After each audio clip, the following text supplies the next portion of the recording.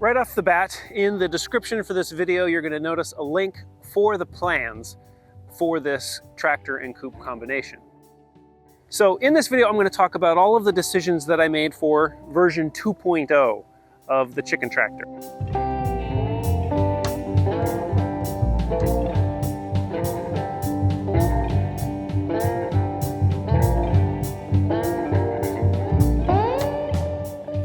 So the coop is off the ground, and so what this does is this makes it so that there's less moisture making its way into the coop, which undoubtedly helps it stay a little bit warmer.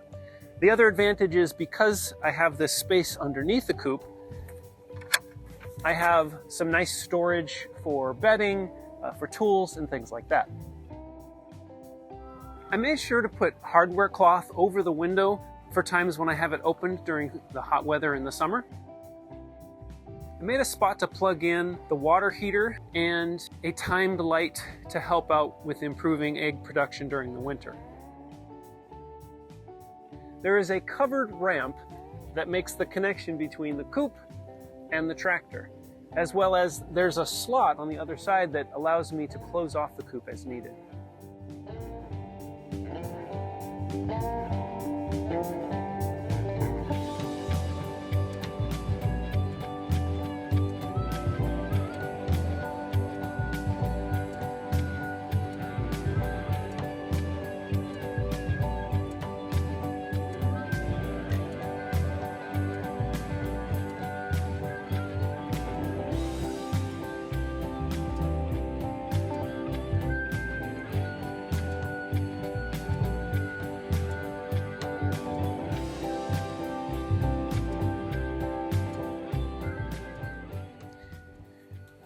When the chicken tractor is docked here at the coop, you'll notice that on 3 sides I have buried hardware cloth.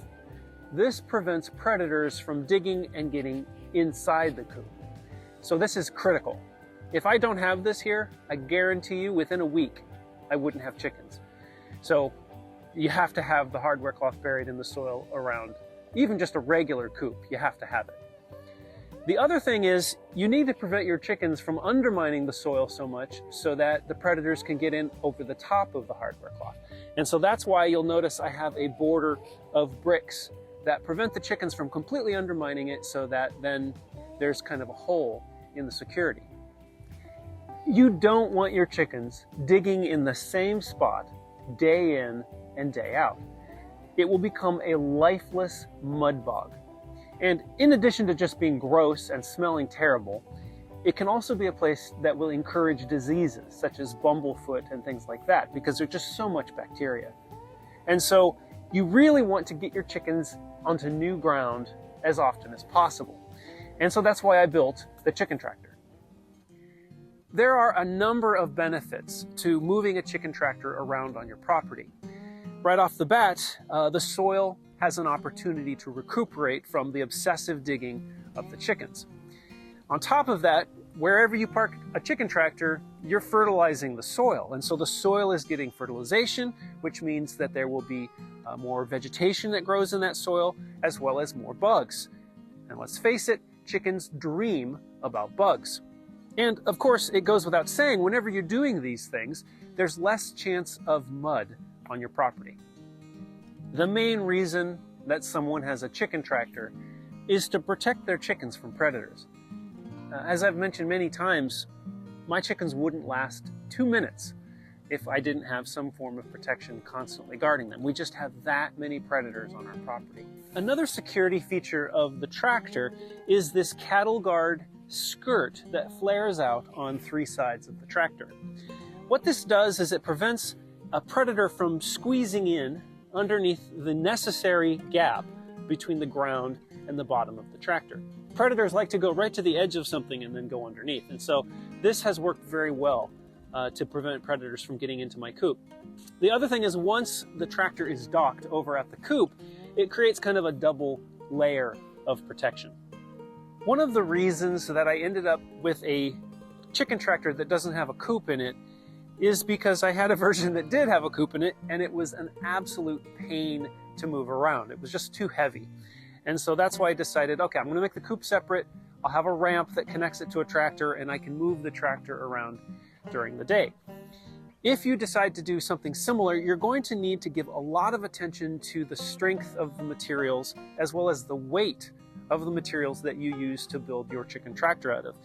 This also means you're going to need to shore up any corners with extra bracing and things like that so that it's strong enough for you to be able to move it around your property and it not get damaged over time.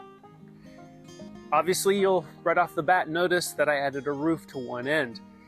I did this because as much as possible, I try not to force my chickens to sleep where they don't want to. And sometimes during hot weather, they prefer to sleep in the chicken tractor. So to make that a little easier on them, I added roosts, 2 corners on each end that are covered by the roof. As far as the roofing itself, I had leftover polycarbonate panels from a greenhouse that I had from years ago. You could use clear plastic or something along those lines. You definitely don't want to use wood because it will just make it so heavy that it will be a pain to move around. Now, some people have asked me about shading the tractor in hotter weather. And fortunately for me, that's actually not an issue because I have a bunch of old maples on the south end of my property where I run the tractor. And so there's always shade in the afternoon for my chickens. But if you don't have that, you do need to kind of keep in mind some kind of a shade option.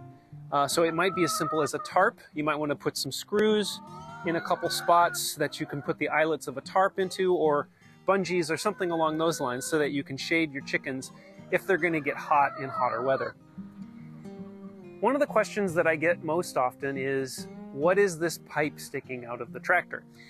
And the answer is it's the top of the feeder. In the version 1.0 of the tractor, I had it mounted in the far end. But once I built the roof section, I realized it probably made sense to move it underneath the cover so that the chickens wouldn't have to get wet in order to get the feed. So the basic idea of the feeder is this. I took a 4-foot length of drainage pipe and connected a T on one end and added 2 6-inch long sections of pipe to either side of the T. I added a downspout coupling to each side and trimmed off a portion of the flange so that the chickens could fit their heads in a little easier. I finished it off with a cap. And the only reason that it's that tall is just to make it easier to fill.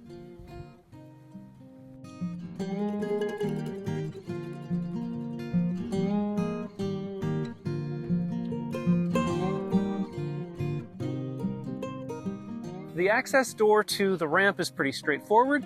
I have a couple strips of wood on either side of the opening to act as guides for a plywood door that slides up and down. Here's how the wheels are attached. I have a fairly thick piece of wood that is screwed to the outside of the tractor with a hole at the axle height.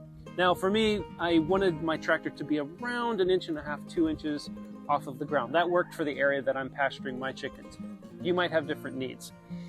Then what I do is I use a solid rubber tire. I don't use a tire that you need to give air just because it's kind of a one and done. And so for me, it was more expensive, but it was worth it. Then on the end of the axle, which is just like I said, a carriage bolt, I have a washer and 2 nuts. And the reason I do that is I set the first nut to the right distance so that it's not preventing the tire from moving, but it's holding it steady. And then I tighten the other nut down against it.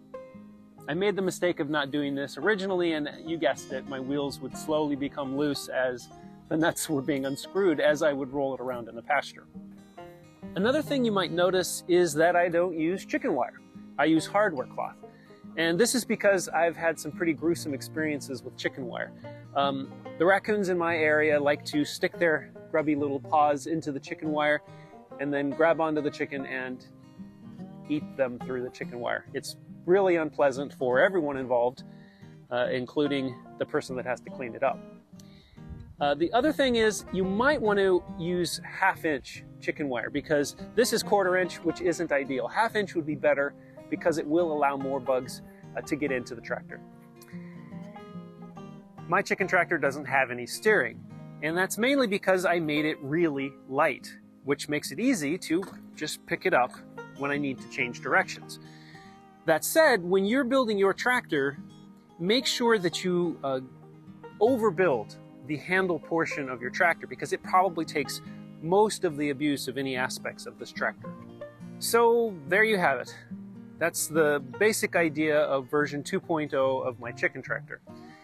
Now, a lot of you have asked whether or not the plans are available, and the answer is yes. Go ahead and find the link in the description below. Undoubtedly, I haven't answered every question that you have about what I chose to do with my Coop and tractor. So if you do have questions or comments, go ahead, leave them in the comment section below. I'll be more than happy to answer your questions.